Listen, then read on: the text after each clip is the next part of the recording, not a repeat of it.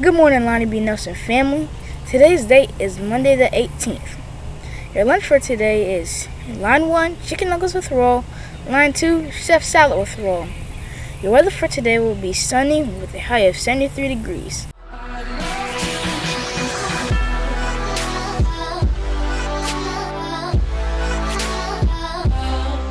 Hello, Lonnie B. Nelson, and my name is Mahek Patel with your Monday News. Today's topic is about a Russian crew is the first to film a fictional movie in space. Russian astronauts create a fictional movie in space. Perslet was one out of 3,000 people to get this main role in the film. She went under an intense 4-month training which included zero gravity suspension and high-speed acceleration. Perslet is also the only 5th Russian woman to travel to space. So that was your news for today. So what would you do if you were the Russian actor in this film? And I hope you have a wonderful day. So bye, bees. Have a good day. And all my homies gonna ride today. That's right. Good morning, Wlbn. Nelson. My name is Ashley Nelson, and the mantra of the month is passion first. There is no passion to be found playing small and settling for a life that is less than what you are capable of living by Nelson Mandela. Have a great day, bees. Bye. Happy birthday today to Isabel Merrick, Eli Braxton, Cheyenne Duke, Hazel Malloy, and Daniel Walker.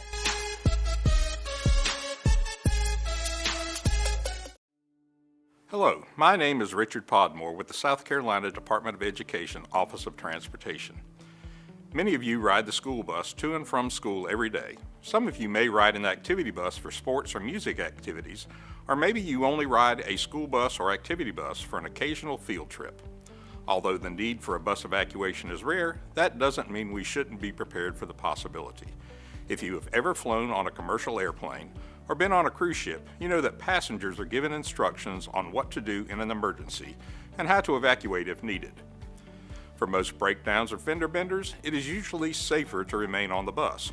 However, there are some situations where you may be safer leaving the bus and moving to a more secure location. Some examples of this can be if the bus becomes disabled in the roadway over the crest of a hill, in a blind curve, in heavy fog where visibility is restricted, or on railroad tracks. Other, less likely situations include danger from fire, smoke, gas or toxic fumes, or danger of rolling over or being submerged in water. The first thing you will want to do when you board any bus is to always make note of where all of the emergency exits are located. Of course, the front service doors are our preferred emergency exit because of the steps and handrail, but that's the way we're all used to getting off the bus. However, that exit may be blocked, damaged, or unsafe to use. All emergency exits should be clearly labeled, and typically there are one or more emergency exit windows on each side of the bus, one or more emergency exit doors, and 2 overhead emergency roof hatch exits. Most buses have an emergency rear door in the rear of the bus. But if the engine is in the rear of the bus, there will be an emergency exit window in the rear and one or more emergency door exits on the sides. The most important thing you can do as a passenger in an emergency is to remain calm and quiet so that you and other students on the bus can hear and follow the evacuation instructions of the bus driver. Okay, I need everybody's attention, please. We're going to evacuate this bus.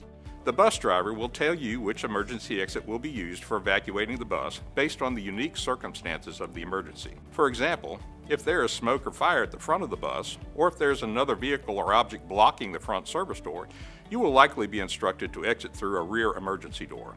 Likewise, if a vehicle has collided with the rear of the bus, you will probably exit through the front service door.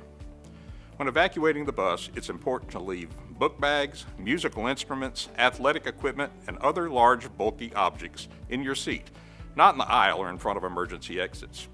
These items can trip other students, obstruct walking paths and exits, and slow down the evacuation of all passengers. Remember, any of these items, including cell phones, tablets, and other electronic devices, can be replaced. You are the most important thing on the bus, and evacuating you safely is our first priority. The bus driver will determine the safest exit to use and provide directions for evacuation. The fastest way to evacuate a bus is for all students to remain seated and stand up seat by seat at the driver's direction and proceed to the prescribed emergency exit. The bus aisles are narrow, and if all students stand up at once to try to exit, the resulting congestion will only slow down the evacuation. The driver will also often stand in the bus aisle moving from seat to seat when evacuating passengers, so remaining in your seat until called on to exit will ensure a clear pathway for the driver and evacuating passengers. You two are the first ones off. I want you to head right over to our assembly location. Everyone else, you're going to follow right down the aisleway and head right out over to where Jeremy and Joshua are, and you're going to wait for me, okay? All right. Gentlemen, go right ahead. If you are instructed to exit through the front service door, always use the handrail and take one step at a time. Don't run, push, or skip steps on your way out. If you need to use one of the emergency exit doors, always sit first on the floor of the bus and scoot out at the exit to the ground. Jumping, squatting, or hopping out of an emergency exit door can cause injuries. Also, the driver may enlist student helpers to exit the bus first, one to lead students to a safe assembly location, and another to position themselves to assist the remaining students as they exit the bus. Once you have safely exited the bus, you must remain off the bus. It is important that you go to the assembly location given to you by the driver when the evacuation was announced. All passengers must be accounted for, and any injuries need to be identified so that first aid can be given. The driver will choose an assembly location at least 100 feet away from the bus, out of harm's way. Once the driver has evacuated all passengers, he or she will walk the bus a final time from end to end to ensure no one is left on board. After exiting, the driver will join the assembled group and give further instructions. It is important that you stay with the group and not leave the scene until given permission by school district officials or emergency personnel, even if a parent or guardian arrives. Look around to make sure you see the students that were sitting near you before the evacuation and notify the driver if you think someone is missing. Being prepared to evacuate the school bus in a dangerous situation can save your life.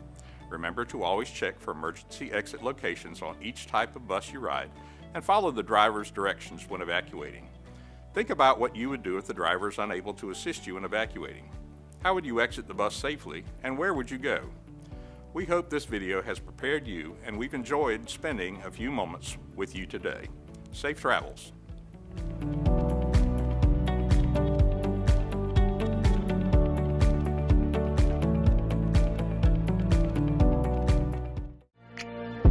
Please stand for the Pledge of Allegiance. I pledge allegiance to the flag of the United States of America and to the republic for which it stands, one nation, under God, indivisible, with liberty and justice for all. Please join us for the school mission statement. Learning to lead, leading to learn, betters myself, home, school, and world.